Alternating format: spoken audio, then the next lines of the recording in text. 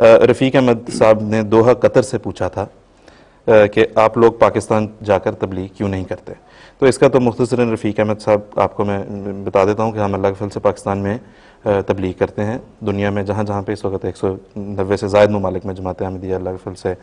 اس کے مشنز اور اس کی نمائندگی ہے، جہاں جہاں پہ جماعت احمدیہ موجود ہے ہم وہاں پہ تبلیغ کرتے ہیں. پاکستان میں بھی اللہ کے فضل سے ہر شہر، ہر گاؤں، ہر قریے میں جماعت احمدیہ کے مربیان یا معلمین جماعت احمدیہ کا پیغام پہنچانے میں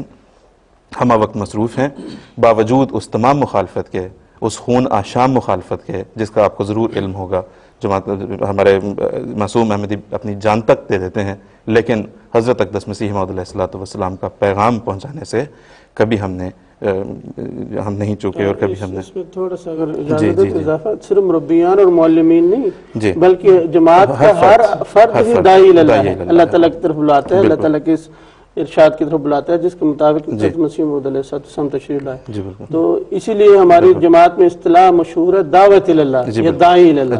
صرف مربیان اور معلمین نہیں بلکہ ہر شخص جو ہے وہ دعوت اللہ کے مصروف ہے. اس نفرت کو جو اس کے خلاف پائی جاتی ہے اس کو بھولتے ہوئے، اس کو ایک طرف رکھتے ہوئے ہر احمدی اپنا یہ فرض سمجھتا ہے کہ اس نے حضرت اقدس مسیح علیہ السلام کا پیغام پہنچانا ہے. پاکستان، ہندوستان، دنیا کے ہر ملک میں اللہ کے فضل سے ہم اپنا پیغام پہنچانے میں مصروف ہیں. تو یہ تھا رفیق احمد صاحب کا سوال کا جواب.